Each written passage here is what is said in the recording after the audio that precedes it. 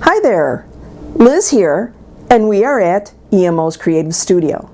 In today's video tutorial, I'm going to show you how to make a tote like the ones behind me. These are totes that are lined. The outside of the tote is made with charm packs, and the inside of the tote liner is from yardage.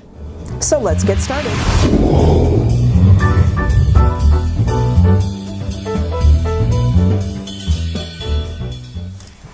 So let's go ahead and take a tour of this tote.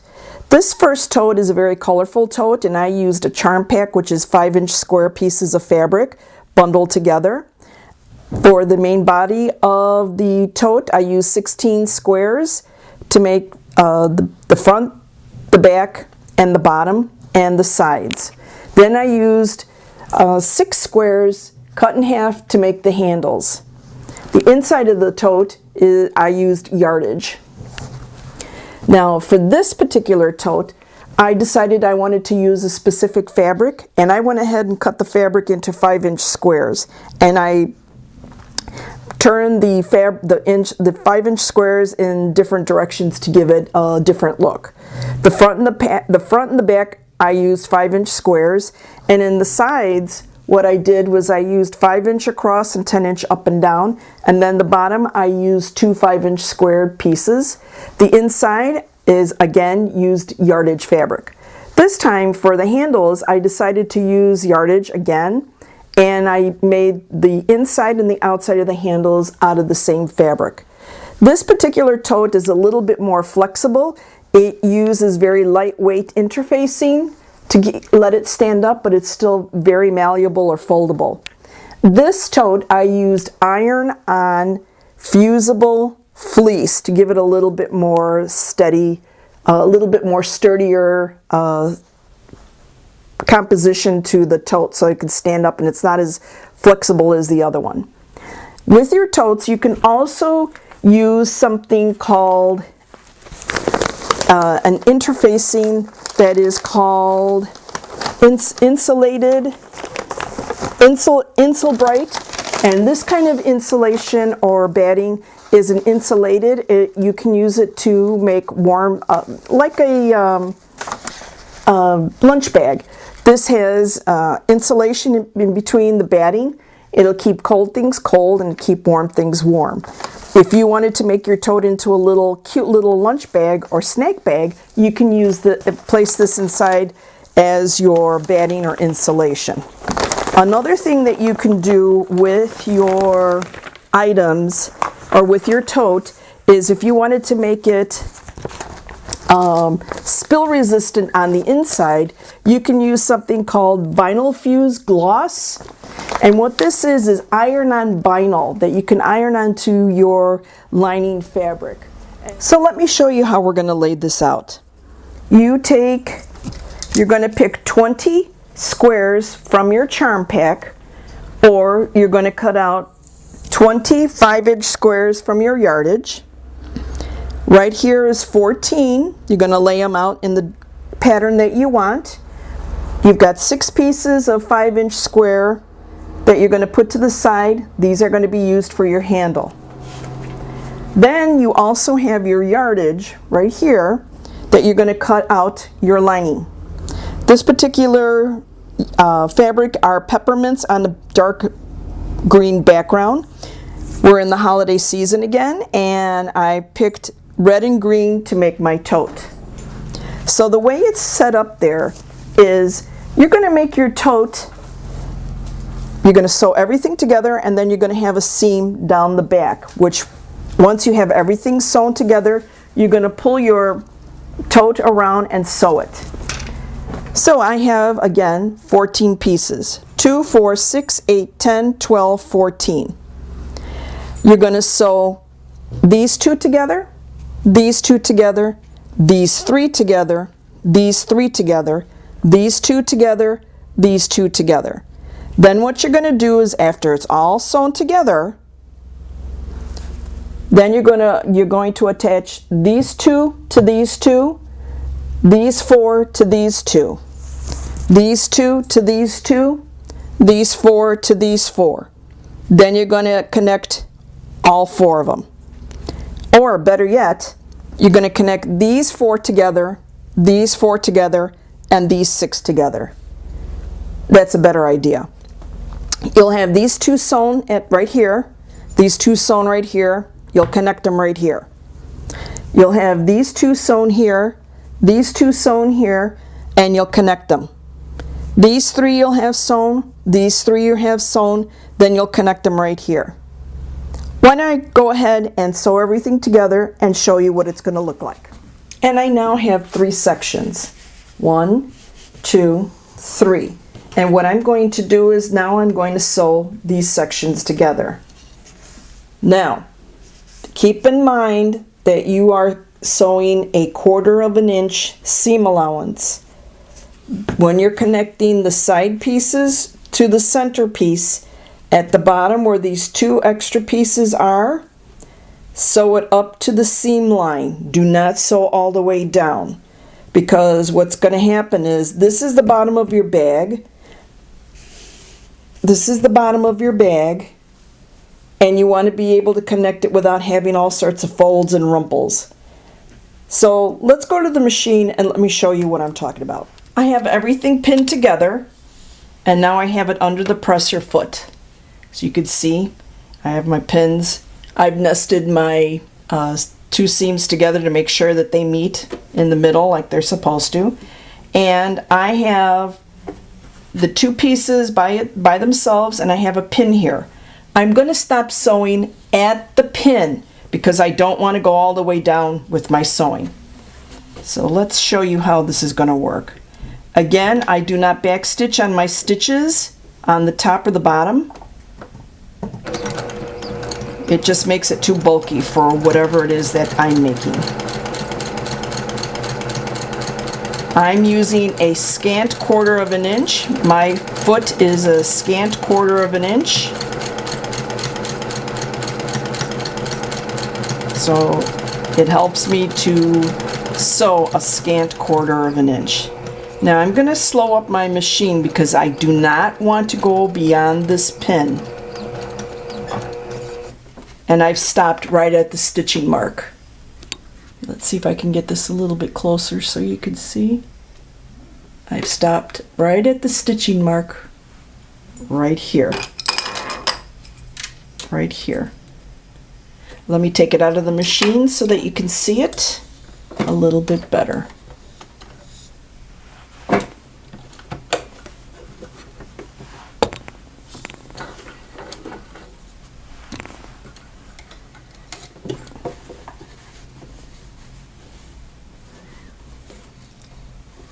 So in all reality, when I stopped it at the stitch, I should have a little flap of fabric right here. I should have a little flap of fabric right here because I stopped it right at the stitch line. So now I'm going to do the same thing to the other side. Now I'm going to show you the other side of the tote. Scant 1/4 inch. I've nested my seams to make sure that my seams come out even. I'm going to sew, and now I'm going to slow down. I'm going to make sure that my fabric is all my pieces are together properly.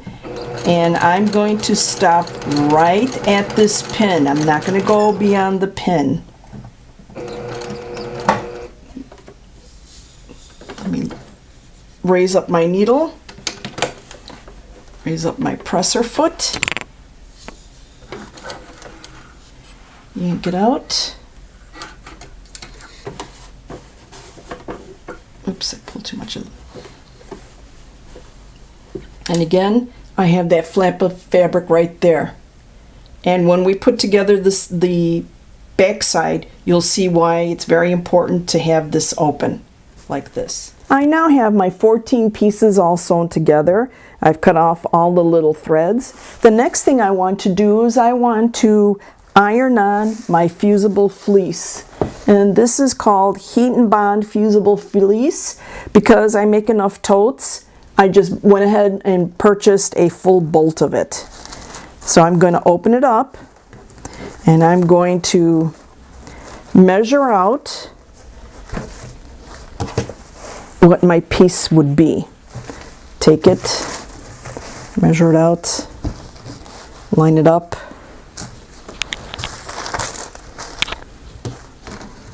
Line it up, pull it out, take a pair of scissors, and I'm going to go ahead and cut out the amount of fusible fleece that I'm going to need.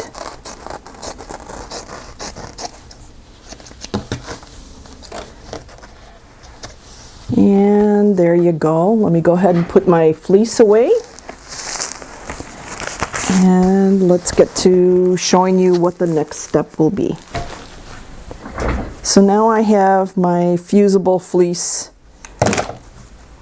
cut out widthwise for my tote. Now, because I like to save as much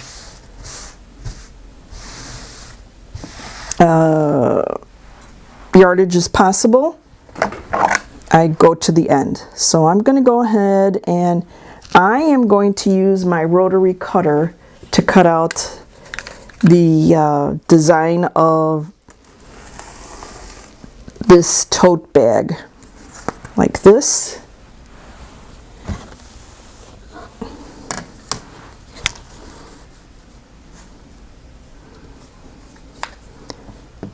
Like this. Got to be really careful that you don't cut into your tote.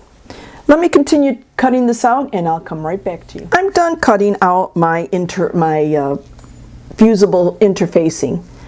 If you can see right here, it has, and you can hear that it has a bumpy side, and that's the side that you put towards the fabric, so the back side of your fabric goes on top of here, and then this is your soft flannel side. I don't know if you can hear it.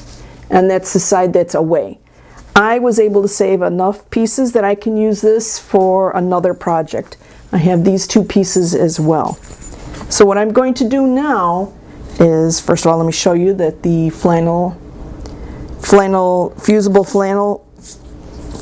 fusible fleece is on with my fabric. I'm going to go ahead and iron it. I'm going to iron it with a dry iron. If you use a steam iron, unless you want your look to be rumply and bubbly, it's going to come out rumply and bubbly. A dry iron makes it come out nice and straight. So let's move over to the ironing board and let me show you. Now I have my iron prepared that the steam is turned off.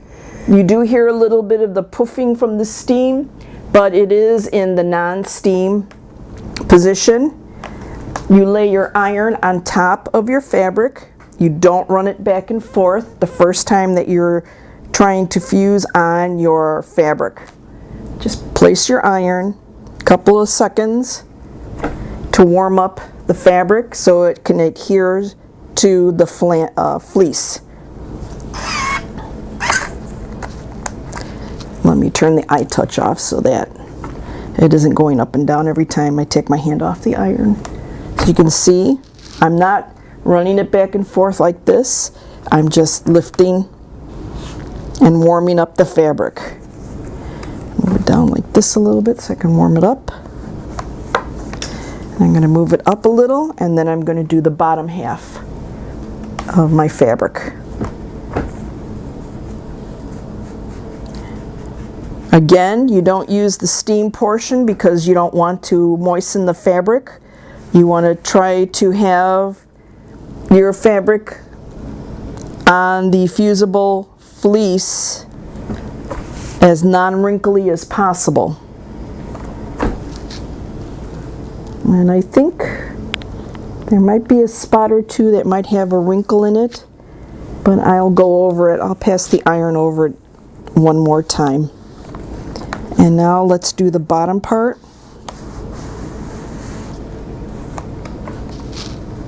Warm up the bottom part. Warm up the bottom part. Warm up the bottom part. Alright, let me move this back up again, and now let me run my iron over the fabric to get out some of the rumples that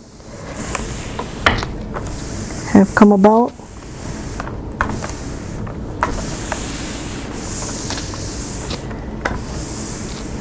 Okay, yeah, it did take out some of the rumples running the iron across it.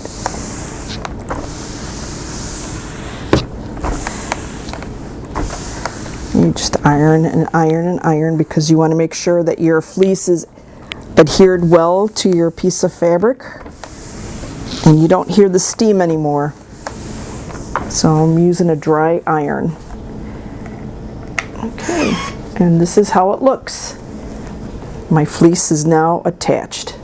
So my next step is I'm going to sew these two pieces together. Because I can't nest the seams anymore, I have to be very careful when I match up these two seams together. Let me go ahead and do that on the machine off camera, and I'll come right back to you. And the very next step we have to do is take this portion, which is the tab, I'll call it the tab, and match it up to the bottom of the tote. So you're going to look for your seams, your seam here, and your seam here, and you're going to match these up as perfect as possible. You're going to stick a pin through it. Make sure that you come out with the seams as close as possible. Then you're going to place a pin at the edge right here.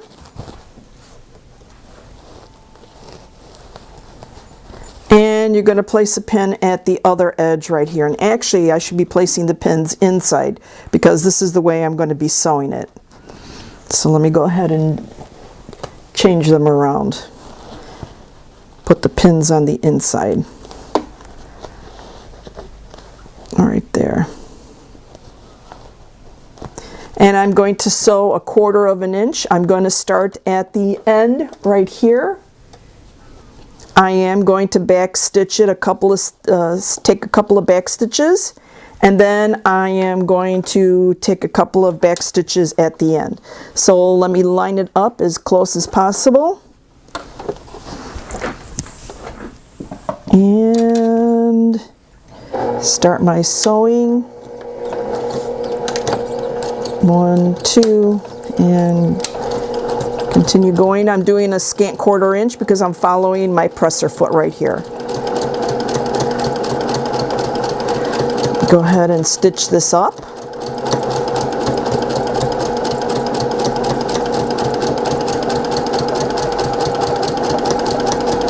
And I'm coming to the end. Stitch it back. And I've completed stitching this portion. Lift the needle, lift my presser foot, cut my thread, pull out my pins, 2, 3, and now I've attached the bottom of the tube or the tote,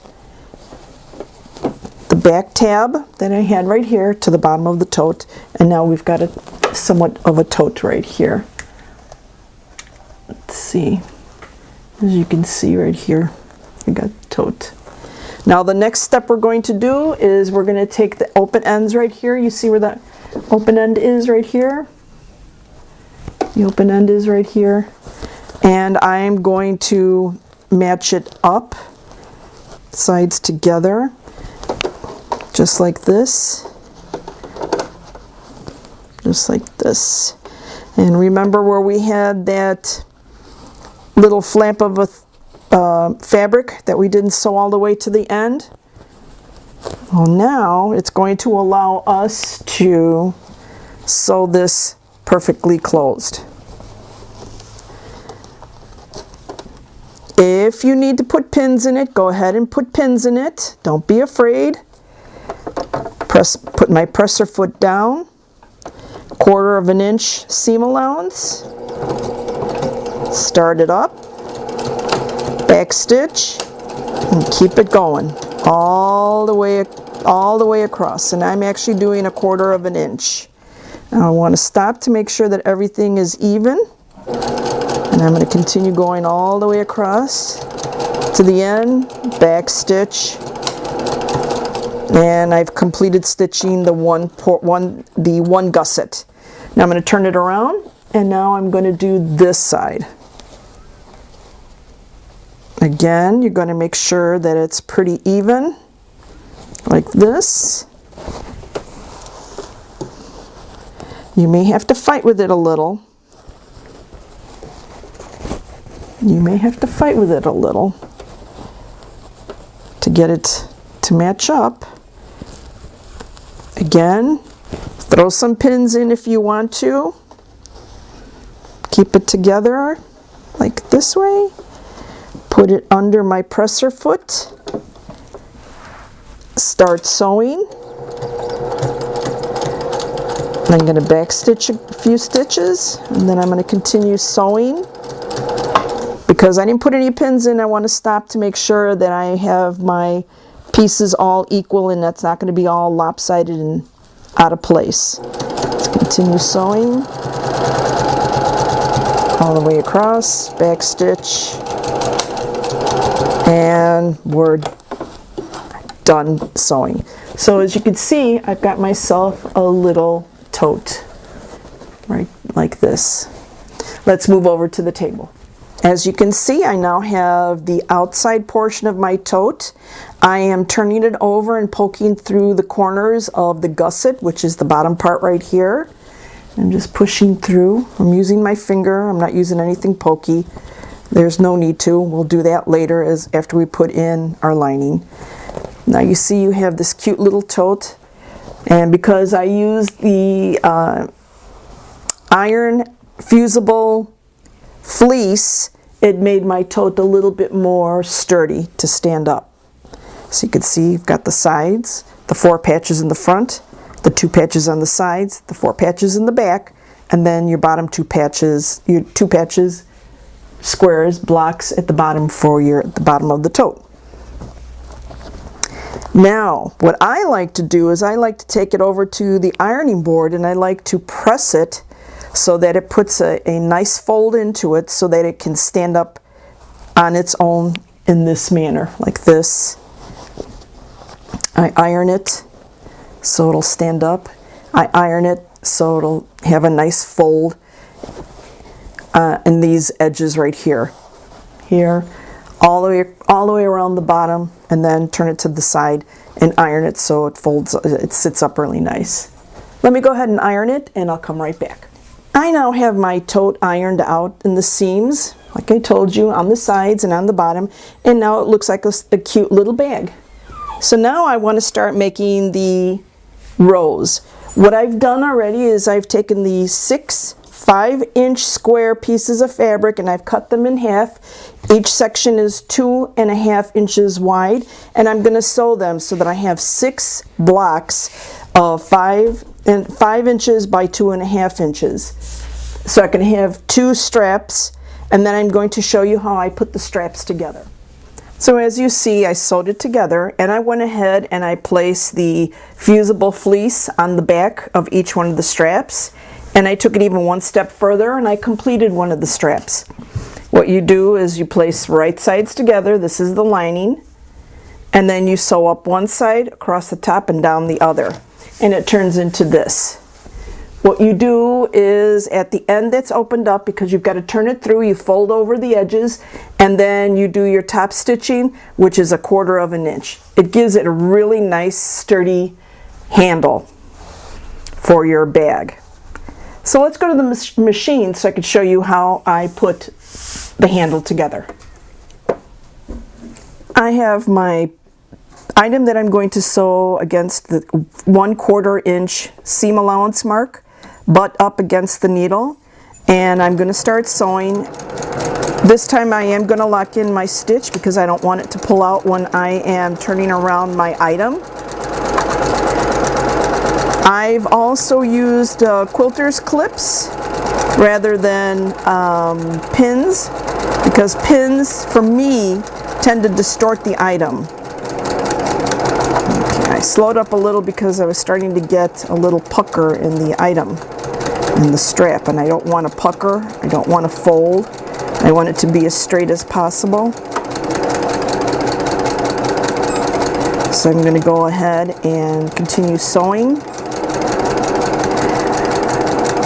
Any little additional noises you hear in the background, I have a brand new puppy. He's 7 months old, and he's decided that he wants to play with his toys at the time I'm recording. So that's the noise that you're hearing in the background. The little squeak toys. Or the little whimper. You'll hear a little whimper every now and then. All right, I'm making my turns around the corners. I'm pivoting. I'm not taking the needle out of the fabric. I'm going to go ahead and continue sewing.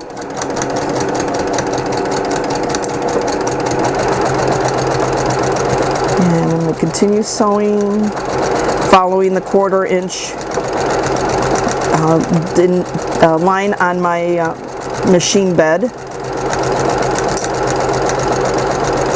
I like these quilter's clips because, as you can see, you're not horsing around pulling out the pins and poking this, that, and the other.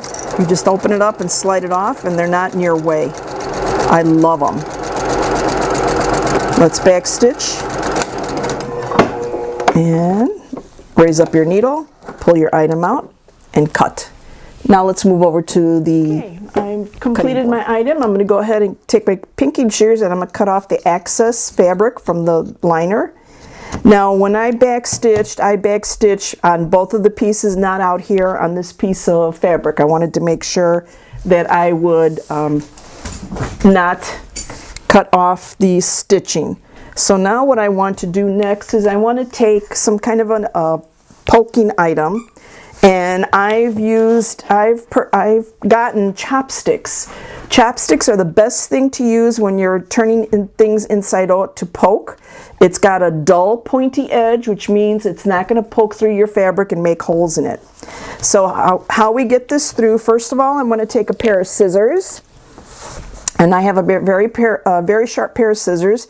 And I want to trim my corners right here. Trim my corners. Trim.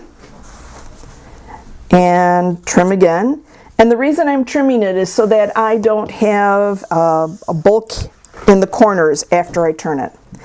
I'm going to pull apart my liner from my squares, stick my thumb through, start this thing going really quickly. Push my thumb through, and now I could stick my chopstick into the middle. Lean it up against something, and I'm just going to go ahead and pull my, there we go, pull my strap through.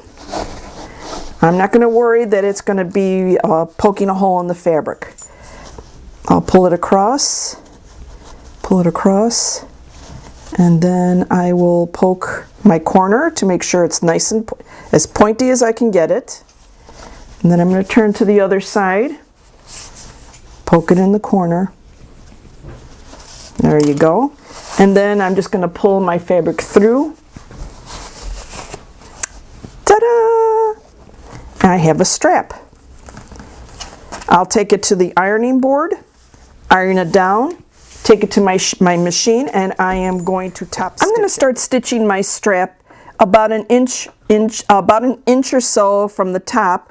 And the reason I'm doing this is so that I can tie my knots in the back, and then it'll be underneath the strap once I am attaching it to the bag. Again, I'm doing a 1/4 inch seam allowance. I'm going to start my machine, back stitch a couple of stitches, and I'm going to continue going.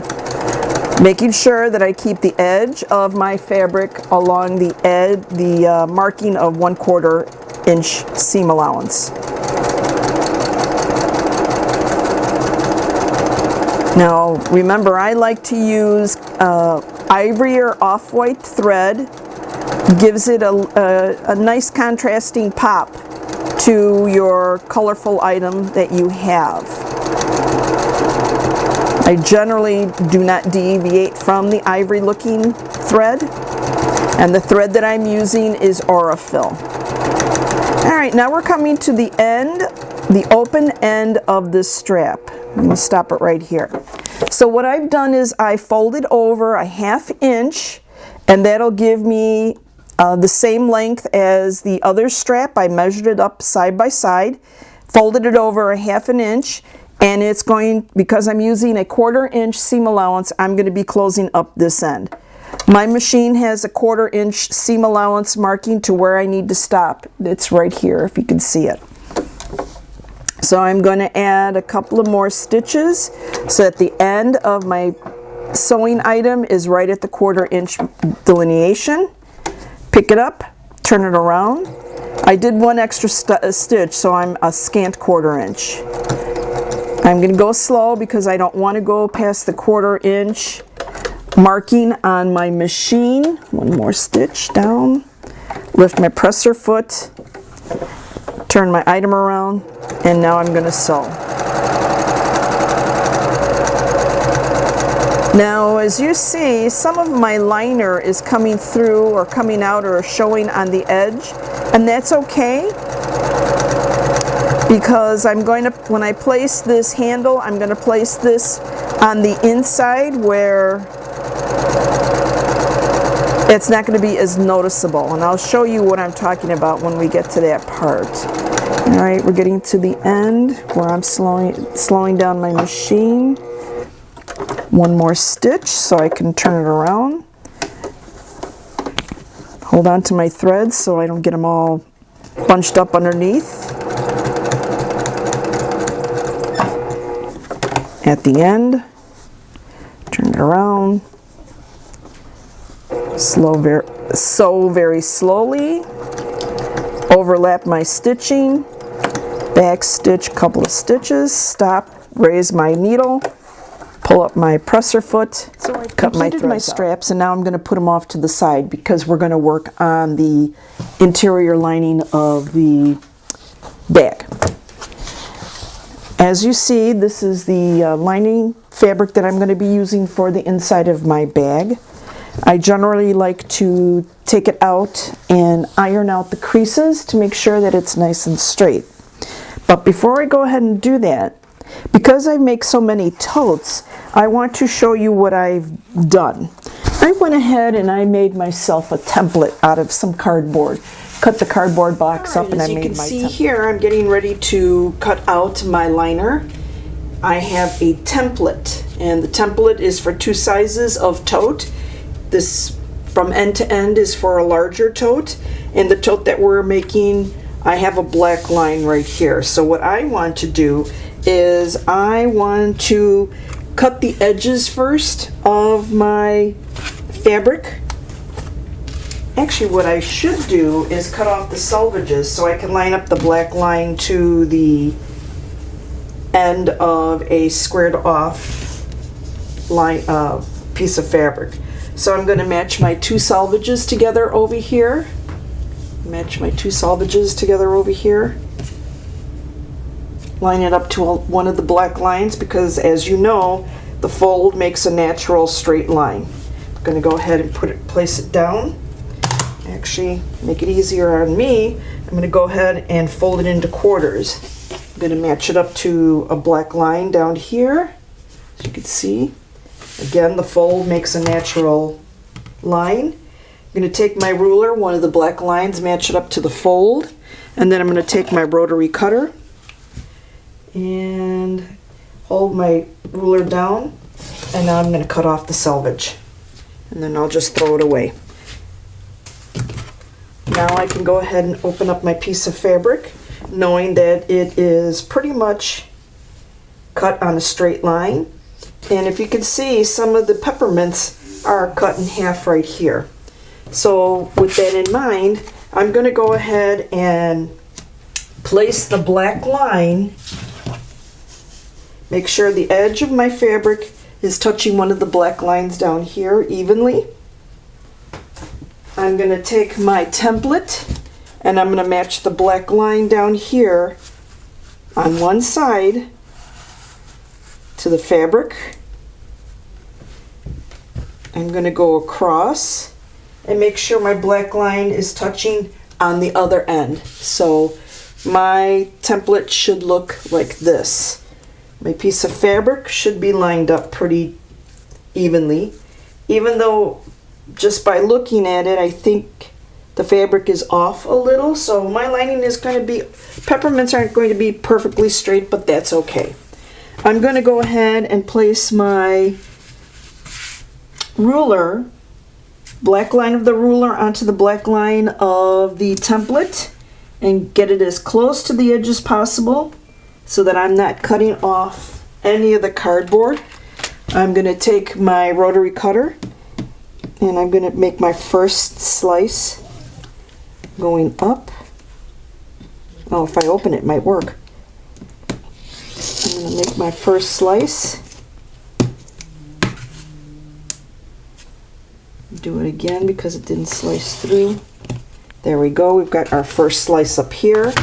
Then I'm going to take my ruler and line it up against the edge, the top edge up here. Sorry, my head's in the way, so I want to make sure they get a good clean cut. I'm going to take my rotary cutter and I'm going to go across.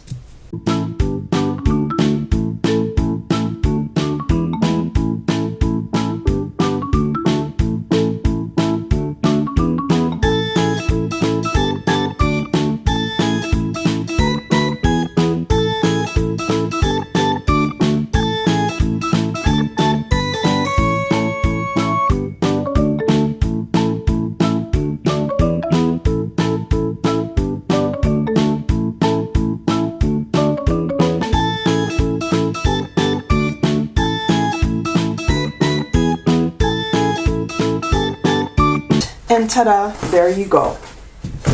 It just takes practice to use a template to cut things out with. Now what I can go ahead and do is I can go to my machine, go ahead and sew the edges together like this.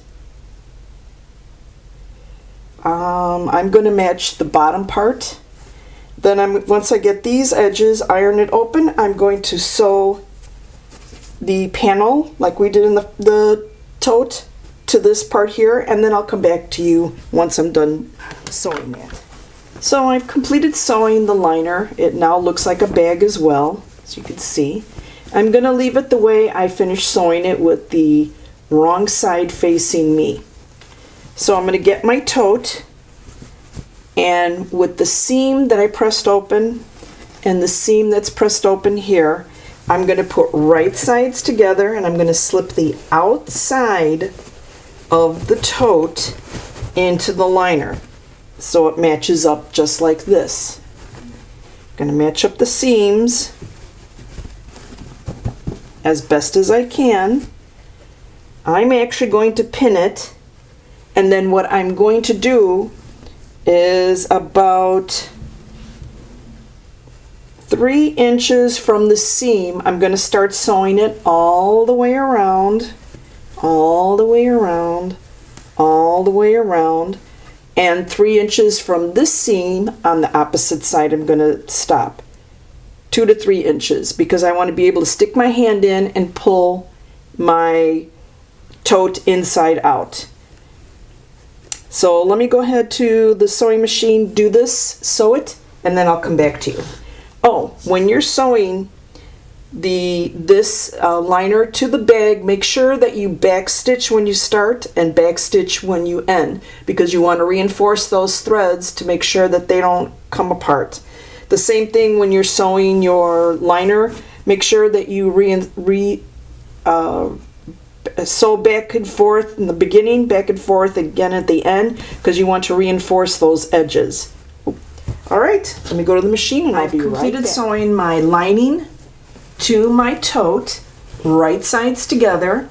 Left myself enough room to stick my hand in, about 2 inches on either side of the seam, and I reinforced the stitching by back stitching both the beginning and the end. So now I'm sticking my hand into the bag, and I'm ever so gently going to pull the tote part out, making sure that I don't rip anything or pull apart any of the seams that I just made. It takes time, takes patience to be able to pull your item through. Just keep on turning it around and pushing with one hand, pulling with the other. The hardest part is to get your more thicker or sturdier part of your any pouch or tote that you're working on through the lining opening. And it's pretty much out. There you go. Lining is inside out.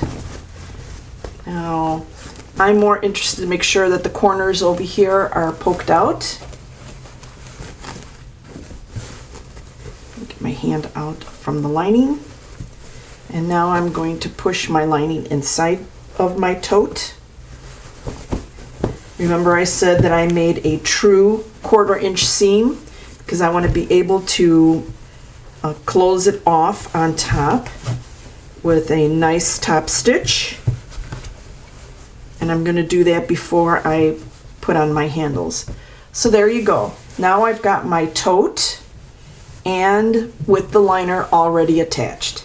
I'm going to go ahead and go to the iron. I'm going to iron this so that it looks nice and neat and you don't see the lining, even though it kind of looks cute with the lining sticking up like this. I don't know, I just might leave it that way. Well, let me go to the iron and I'll come right back. I now have a nicely inserted liner. I've top stitched all the way around and I no longer have an open space. Everything is well and secured. Now we can place our straps. Each end of the strap has been folded in half and a pin has been placed to mark it on each end. And remember what I was saying earlier, that when you're looking straight ahead at your strap and you see edges of the liner coming out, I said that we would place our strap with those edges of the liner facing towards the center of the bag. But the first thing I want to do is I want to measure from each corner, from each folded corner, 1.5 inches. And that's where I'm going to place my handle at. So 1.5 inches. I'm going to place a pin right here, or you can mark it with your marking instrument. And then I'm going to go across to the other seam right here, and I'm going to mark it at 1.5. I've got my finger on it, my fingernail on it. I'm going to mark it with a pin. Now, this turned out so amazing. I'm going to be placing my strap ends in this manner. I think I'm gonna leave it the way it is. I'm gonna place my straps where the pin is located on the strap itself. I'm going to pin my strap in place. I'm gonna put one pin here, and then I'm gonna take another pin, place it here, and then I'm going to do it with the other end. I'm going to place the edge of the strap along the edge of the pin. Now, if you think that your straps are too close together right here, you can deviate or adjust your measurement from here to here. But I think this will be okay, good enough for this tote, because I'm not going to be carrying groceries or anything in it, or whoever gets the tote, if somebody gets it. Maybe not. So let me show you what's so amazing. You see how we used alternating green, red, red, green? Well, the straps are the same way. So on the red block here, I've got part of the green strap. And on this green block right here, I've got the red strap. So it's turning out to be really adorable, this bag. Cuter than I expected. All right, let me turn the bag around. And let me go ahead and do the same thing to the back side. Measure in from the seam, side seam, 1.5 inches. Mark it with a marker or your pin.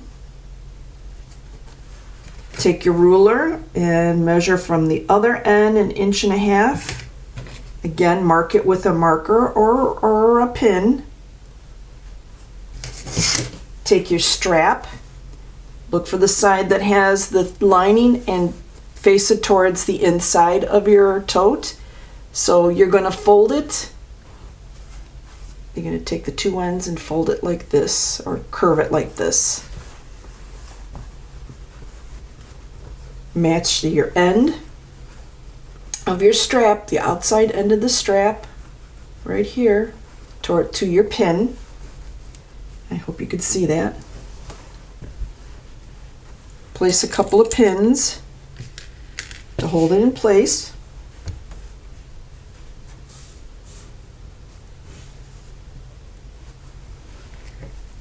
Again, a couple of pins to hold it in place, and take the last side and match it up, the edge right here to the edge pin, and then the fold mark of course goes at the top. I think I forgot to say that when I was putting the other three ends of the straps on.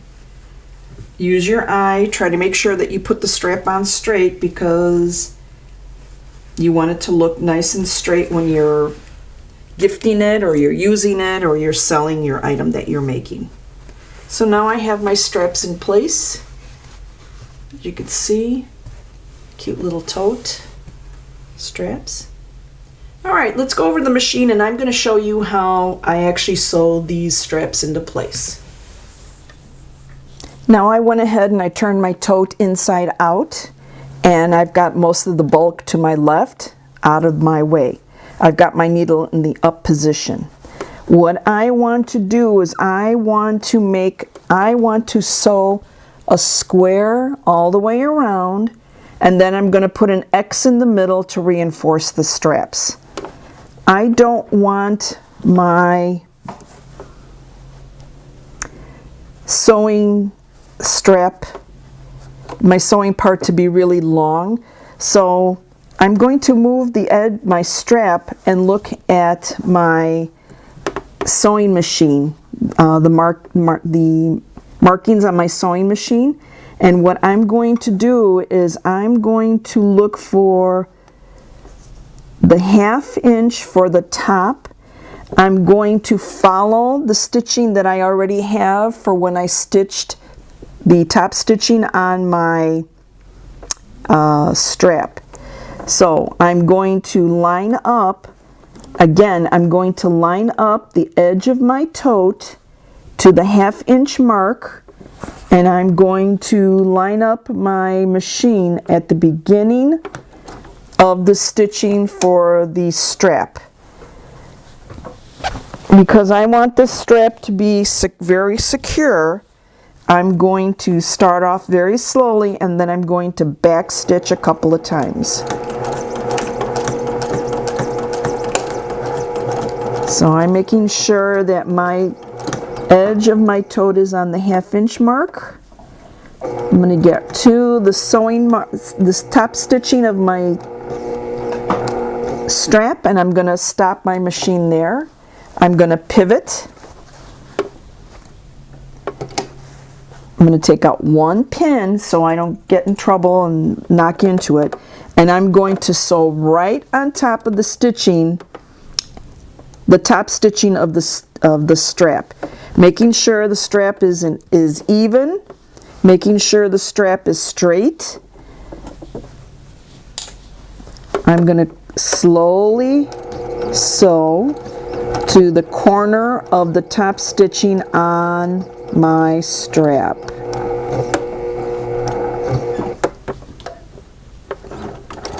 And one more extra stitch.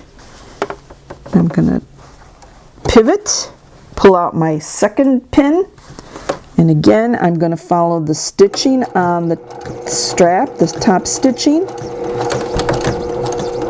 I'm going to continue sewing, slowing it down so that I don't go beyond the stitching. One more, pivot, making sure everything is nice and straight, no puckers, no folds.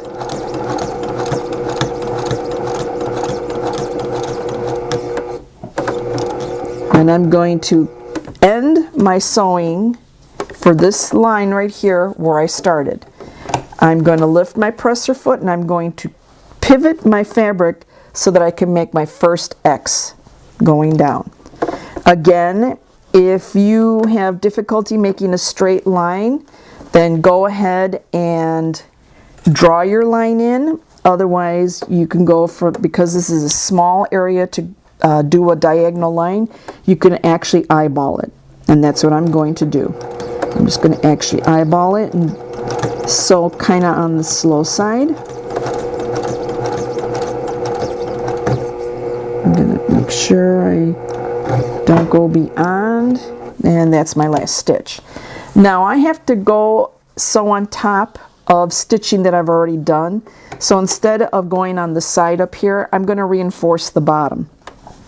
So I'm going to go ahead and stitch on the line again, making sure that I try to stay as close as possible to the stitching that's already there.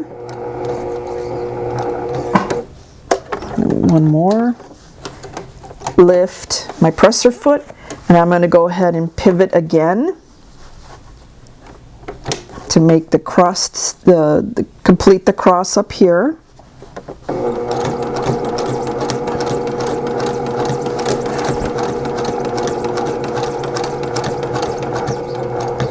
And I'm going to stop right there. I'm going to pivot one more time so I can secure this stitching up here to make sure the strap is really secured into place. You want to make sure that these straps can hold on to the tote in case you put like a couple of water bottles in there that are full. So I'm going to go ahead and make sure I sew right on the existing stitch line that I've already put there. Coming to the end, I'm going to back stitch. Let me get closer and back stitch a couple of times. And this is my last one. Stop the machine, raise up my needle, pull out my item, and ta-da! There you go. You have a really nicely sewn in place handle. Now I'm going to do the other 3 handles off camera, not to waste your time, so you can get started on your item. I'll come right back. I have all 4 edges of the handle sewn on, as you can see. But let me quickly go through the step of how you do it again. Here are the sides. Measure 1.5 inches inwards, place a pin, and the outside edge of your strap you match up to that pin. Then you place 2 pins so that you can secure your strap down to your tote. What you're going to do is you're going to measure on your machine, or you can actually measure it on your tote, 1/2 inch from the top down. Start your sewing across, pivot, and you're going to follow the top stitching line of your strap, which is 1/4 inch.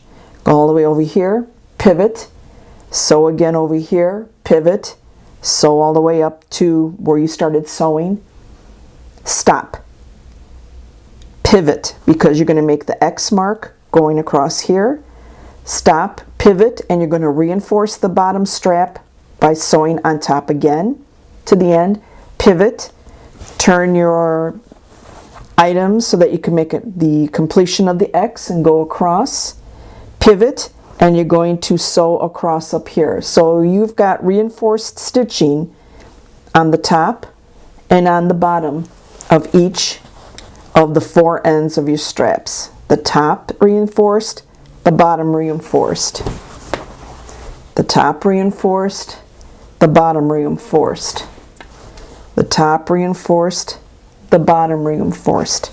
And now you have a very cute tote. So now we've got a great little tote that we sewed. We did this one. I did this one in Christmas colors. It really turned out really adorable. I like the fact that I have contrasting straps on the contrasting block right here. Cute, cute, cute little tote. If I wanted to be secured on the top, I can go ahead and put Velcro, sew Velcro inside.